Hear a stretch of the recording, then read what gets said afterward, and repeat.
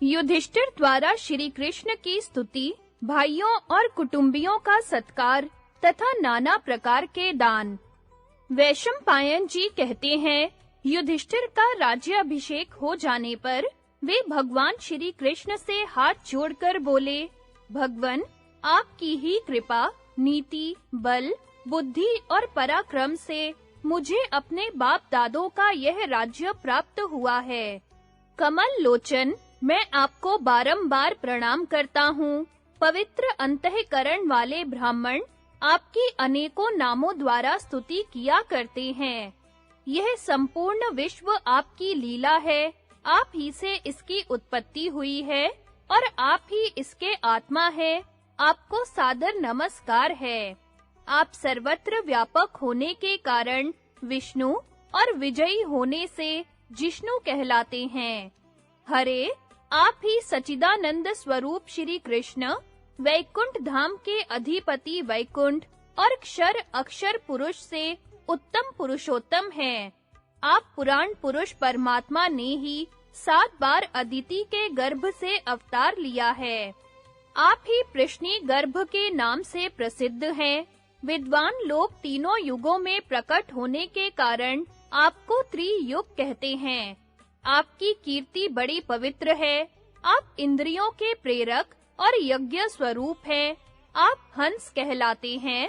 3 नेत्रों वाले भगवान शंकर और आप एक ही हैं। आप ही विभु तथा दामोदर हैं।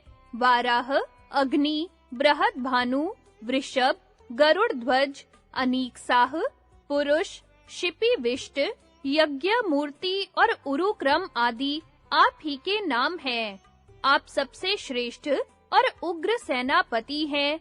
सत्य स्वरूप, अन्नदाता तथा स्वामी कार्तिकेय भी आप ही हैं। आप स्वयं रण से कभी भी विचलित न होकर शत्रुओं को पीछे हटाने वाले हैं। वैदिक संस्कारों से युक्त द्विज और संस्कार शून्य द्विजेतर मनुष्य भी आपके ही स्वरूप हैं। आप ही कामनाओं की वर्षा करने वाले वृष हैं। कृष्ण धर्म, वृषदर्भ और वृषाकपि भी आप ही हैं। आप ही सिंधु, निर्गुण परमात्मा तथा सूर्य, चंद्र एवं अग्नि रूप त्रिविध तेज हैं। ऊपर, नीचे और मध्य ये 3 दिशाएं भी आप ही हैं। आपने अपने वैकुंठ धाम से आकर इस पृथ्वी पर अवतार धारण किया है। आप सम्राट, विराट, स्वराट और देवराज इंद्र हैं। यह संसार आप ही से प्रकट हुआ है। आप सर्वत्र व्यापक, नित्य सत्ता रूप और निराकार परमात्मा हैं। आप ही कृष्ण और कृष्णवतर्मा हैं। आप ही को लोग अभीष्ट साधक, अश्विनी कुमारों के पिता, कपिल मुनि, वामन, यज्ञ, ध्रुव, गरुड़ तथा यज्ञसेन कहते हैं। आप मोर पंखधारी और प्राणियों को माया से बांधने वाले हैं। आप ही संपूर्ण आकाश को व्याप्त करने वाले महेश्वर और पुनर्वसु नक्षत्र हैं। सुभब्रु, रुक्म यज्ञ, सुषेण, दुंदुभि, गभस्ती नेमि, श्री पद्म, पुष्कर, पुष्पधारी, ऋभु, विभु, अत्यंत सूक्ष्म और सदाचारी, इन नामों से ही आपका कीर्तन किया जाता है। आप ही जल निधि समुद्र, ब्रह्मा, पवित्र धाम तथा धाम के ज्ञाता हैं। केशव, विद्वान पुरुष आपको ही हिरण्यगर्भ तथा स्वधा, स्वाहा आदि नामों से पुकारते हैं। कृष्ण, आप ही इस जगत के आदि कारण हैं। आप ही इसकी सृष्टि करते हैं और आप में ही इसका प्रलय होता है। विश्वयोने, यह संपूर्ण विश्व आपके ही अधीन है। शंख, चक्र और गदा धारण करने वाले परमात्मन, आपको मेरा बारंबार प्रणाम है। इस प्रकार धर्मराज ने जब सभा में भगवान श्री कृष्ण की स्तुति की, तो उन्होंने भी अत्यंत प्रसन्न होकर राजा युधिष्ठिर का अभिनंदन किया। तदनंतर राजा ने दरबार में आए हुए प्रजाजनों को विदा कर दिया। वे सब लोग उनकी आज्ञा से अपने-अपने घर चले गए। इसके बाद युधिष्ठिर ने भीमसेन, अर्जुन, नकुल तथा सहदेव को सांत्वना देते हुए कहा, प्रिय बंधुओं, गत महासमर में शत्रुओं ने नाना प्रकार के अस्त्र शस्त्रों का प्रहार करके तुम्हारे शरीर को बहुत घायल कर दिया है। इससे तुम बहुत थक गए हो और विशेष कष्ट उठा चुके हो, अतः अब जाकर प्रसन्नता के साथ आराम करो। विश्राम के अनंतर जब तुम्हारा चित्त स्वस्थ हो जाएगा, तो फिर कल मैं तुम लोगों से मिलूंगा।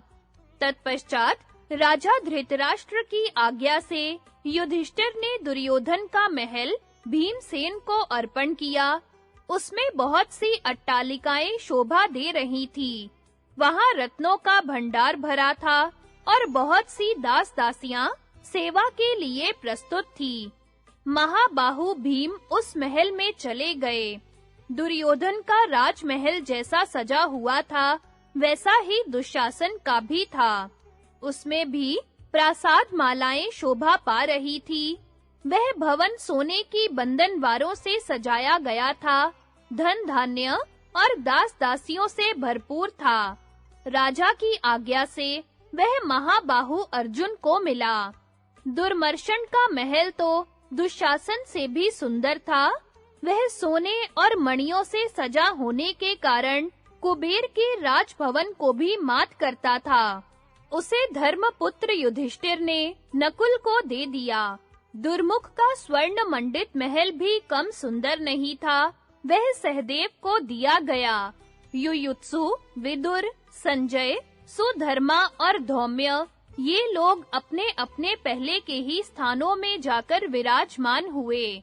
भगवान श्री कृष्ण सात्यकी को साथ लेकर अर्जुन के महल में चले गए। इस प्रकार सब राजाओं ने अपने-अपने स्थान पर खान-पान करके बड़ी प्रसन्नता के साथ रात व्यतीत की और फिर सवेरे उठकर सब राजा युधिष्ठिर की सेवा में उपस्थित हो गए।